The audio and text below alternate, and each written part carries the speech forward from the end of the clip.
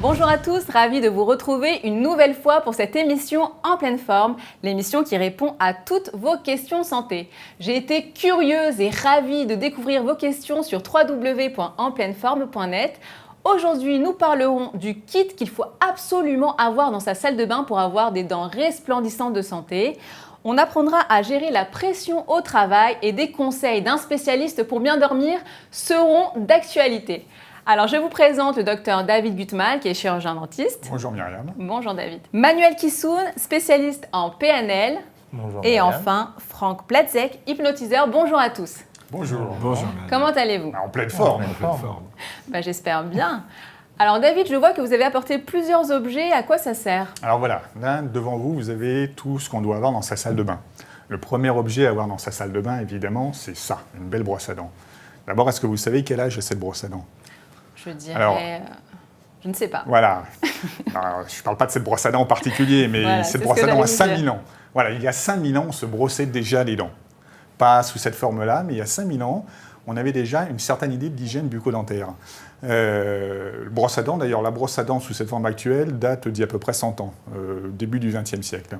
Brosse à dents, comme ça, il y a trois choses à savoir pour une brosse à dents. Il y a le manche, la tête, c'est-à-dire cette partie-là, et les poils qui sont à ce niveau-là. Bon.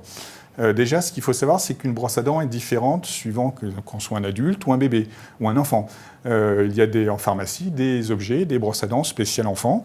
Par exemple, pour un bébé où les dents de devant commencent à apparaître, la brosse à dents ne sera pas sous cette forme-là. Elle sera sous forme de petit doigtier pour la maman ou le papa, où on pourra effectivement brosser déjà les dents d'un enfant. Pour le choix de la brosse à dents, il est important de choisir la qualité et la quantité des poils, c'est-à-dire de cette partie-là. On a souvent l'impression ou la volonté de se dire « Allez, pour bien se brosser les dents, on va utiliser des poils durs ». On a vraiment l'impression de sentir la brosse à dents. Eh bien, il ne faut pas. Et il ne faut pas, voilà. Il ne faut pas parce que c'est assez traumatisant pour la gencive. Et ça fait saigner Voilà, aussi. ça peut faire saigner pour la gencive, ça entraîne des gingivites et des récessions gingivales, c'est-à-dire des déchaussements de gencives. Donc pour bien choisir sa brosse à dents, souvent on prend des poils ce qu'on appelle médium, c'est-à-dire ni trop durs, ni trop souples, qui permettront d'avoir une bonne sensation et une bonne hygiène au niveau des dents. Deuxième chose à avoir évidemment dans sa salle de bain, c'est un bon dentifrice. Qui va avec. Voilà, alors il ne faut pas se dire, allez, un bon dentifrice, c'est un dentifrice rafraîchissant qui donne bonne haleine. C'est deux choses différentes. Un bon dentifrice, c'est déjà un dentifrice qui n'est pas trop abrasif. Un peu d'ailleurs comme la brosse à dents abrasif, c'est-à-dire que si on utilise certains dentifrices dits blanchissants, ou pour éliminer par exemple les traces de café ou les traces de thé, on va abraser, on va rayer un peu l'émail des dents. Et ça peut même abîmer un peu la gencive. Donc très important, prendre un dentifrice normal et également qui contienne une certaine quantité de fluor, puisque maintenant il est admis que le fluor est très bon pour les dents. Attention cependant, maintenant dans l'alimentation, on a l'eau fluorée, le sel fluoré, beaucoup d'aliments maintenant contiennent du fluor. Il est important que le dentifrice n'apporte pas une quantité trop importante de fluor. Donc très important de demander à son dentiste, par rapport à sa vie, par rapport à son hygiène de vie, quelle quantité de fluor on doit avoir dans son dentifrice. Un troisième objet à avoir dans sa salle de bain, c'est évidemment le bain de bouche. Le bain de bouche n'est pas là aussi juste pour se rincer la bouche. Le bain de bouche a un effet antiseptique, c'est-à-dire qu'il va enlever les microbes, les bactéries qui sont au niveau de ses dents. Parfois même, en cas de chirurgie, quand le dentiste va faire une intervention chirurgicale, il prescrit un bain de bouche qui va permettre de désinfecter la plaie.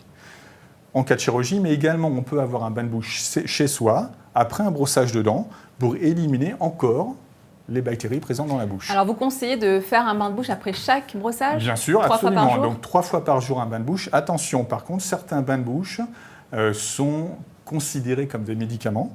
Donc, il est admis qu'un bain de bouche ne peut pas être prescrit plus de 9 à 10 jours, car ce qu'on appelle, il va détruire la flore buccale. C'est-à-dire qu'en bouche, on a des millions de bactéries qui sont non pathogènes, qui sont très bonnes justement pour la gencive. Et l'utilisation d'un bain de bouche quotidien sur du long terme est nocif quand même pour la cavité buccale. Donc attention, pas tout le temps. Super. J'ai une dernière question à Dites. vous poser. Est-ce que vous êtes épanoui dans votre travail en tant que dentiste? Ah, mais en tant que dentiste, ça se voit peut-être, j'adore mon métier, je suis épanoui. Ça se voit effectivement. Voilà. Il y a certaines personnes qui ont du mal au travail, notamment un téléspectateur qui nous dit qu'il a du mal avec la pression, il a du mal à gérer le stress et il aimerait savoir si la PNL peut l'aider à gérer tout ça. Effectivement, la PNL va pouvoir aider à gérer la pression qu'on peut subir au travail, à gérer le stress qu'on peut avoir au travail. Parce que finalement, ce qui génère notre état interne, qui est le stress ou l'angoisse, c'est simplement les représentations qu'on peut se faire par rapport à l'activité qu'on a, par rapport à nos collègues. Parfois, on se demande si on est à la hauteur des choses, si effectivement on va être à la hauteur des choses. Donc, on va se construire mentalement des images, des situations où on va se mettre dans un état interne qui va faire que malheureusement le jour J, on sera peut-être pas à notre maxima. Donc la PNL va permettre à la personne d'aller trouver des ressources de réussite, des ressources où dans d'autres domaines peut-être elle a excellé, de manière à pouvoir transposer ces ressources dans le monde, dans le milieu professionnel. Parce que finalement, quelle que soit la ressource qu'on va utiliser, à partir du moment où ce qu'on a besoin, c'est l'état interne. Donc, on peut transposer cet état interne sur n'importe quelle représentation par rapport à la personne. Et du coup, ça va faciliter la vie professionnelle de la personne. Donc, oui, la PNL reste un outil qui est très efficace, très aidant à ce niveau-là, en sachant qu'on est sur des processus internes qui, naturellement, génèrent des états internes et qui vont nous amener à agir d'une certaine façon qui ne sera pas forcément appropriée. Donc, si on change les processus, si on change les états, le comportement derrière qui va en découler sera tout autre. Alors, quel conseil on peut donner à une personne qui est malheureuse au travail? Malheureuse au travail. Allez voir son PNL. Malheureuse au travail. C'est vrai que parfois, j'entends souvent des personnes au cabinet me dire qu'elles n'ont pas le choix. Parce qu'effectivement, elles se disent qu'il est peut-être trop tard ou qu'à leur âge, c'est plus le moment de changer de travail. Si quelqu'un me dit qu'elle est malheureuse au travail, soit on va l'amener effectivement à peut-être changer le regard qu'elle porte sur le travail pour qu'elle puisse trouver un nouvel intérêt, une nouvelle motivation, un nouveau moteur pour s'épanouir pleinement dans son travail, ou encore l'accompagner en PNL pour découvrir d'autres capacités, d'autres milieux dans lesquels elle pourra s'épanouir complètement. Alors une fois qu'on a trouvé ce moteur et qu'on a passé une grande journée de travail, qu'on a bien travaillé, il nous faut quand même bien dormir. Et pour cela, j'aimerais avoir des conseils de sommeil pour bien trouver le sommeil pour les personnes qui ont des troubles du sommeil particulièrement.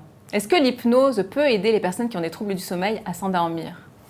Absolument. Alors avant ça, Myriam, si je peux me permettre, hypnotiseur, c'est le terme approprié plus pour le spectacle. En fait, nous, on est plus praticiens en hypnose. Spécialiste en hypnose. Voilà, c'est plus pour la thérapie, c'est plus le terme approprié.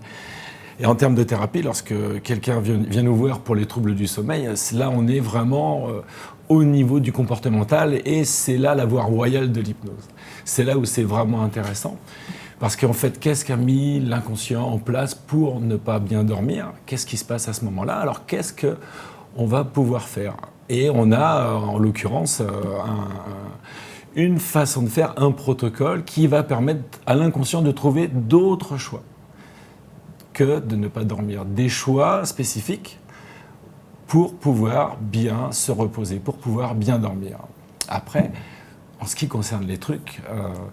il y a aussi des prescriptions de tâches qui sont amusantes du thérapeute pour le sujet, quoi. C'est-à-dire que, je ne sais pas, peut-être il y a quelque chose que vous n'aimez pas faire à la maison, nettoyer les carreaux ou faire le ménage, ou c'est une prescription de tâches que le thérapeute pourra donner. C'est-à-dire qu'à chaque moment qu'elle n'arrive pas à dormir, elle va devoir faire quelque chose qu'elle n'aime pas. Eh bien, rapidement, le conscient et l'inconscient aussi va pouvoir, l'inconscient et le conscient vont trouver une autre solution, c'est-à-dire aller dormir naturellement, et ça va se mettre en place sans que la personne s'en aperçoive.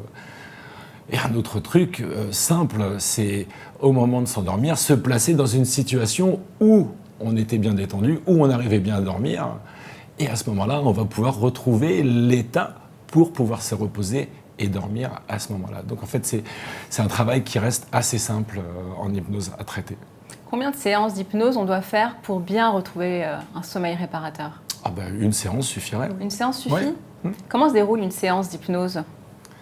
C'est très simple déjà, il y a l'accueil et puis la chose la plus importante, en hypnose et en thérapie brève, c'est établir le rapport, c'est-à-dire rentrer dans la carte du monde, être avec la personne. C'est ça qui est le plus important. Parler comme lui, utiliser vraiment son vocabulaire, sa respiration, prendre sa posture, de façon à pouvoir capter tous les messages conscients et tous les messages inconscients. Parce qu'à ce moment-là, en séance, notre dialogue va être et conscient et inconscient. la tonalité de la voix, la posture, tout ça, ça va se ressentir. Hein, et l'intention qu'on va y mettre. Et ça, c'est très important, c'est le basique. Alors Manuel Kissoun, est-ce que vous avez d'autres choses à rajouter par rapport aux troubles du sommeil et à la gestion de ce trouble du sommeil grâce à la PNL ?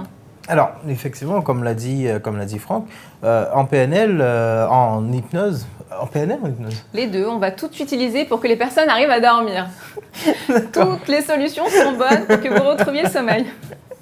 Effectivement, la PNL effectivement va permettre, quand Franck parle des prescriptions de tâches, du coup on va pouvoir jouer de cette façon de faire aussi en PNL, parce que la PNL c'est un outil qui va travailler aussi bien à un niveau conscient qu'à un niveau inconscient.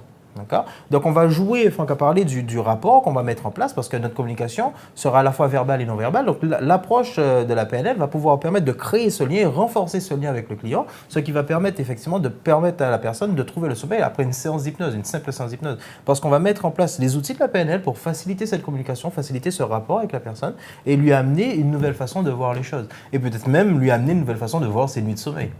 Je vous remercie, je vais aller me coucher là, vous m'avez donné... C'est pas que vous m'avez donné envie de dormir, mais c'est que là, les conseils que vous m'avez donnés, j'ai envie de les appliquer tout de suite avec vous. Avant ça, je vous remercie pour votre fidélité et je vous invite à nous envoyer plein de questions. N'hésitez pas sur www.enpleineforme.net. À très bientôt, au revoir.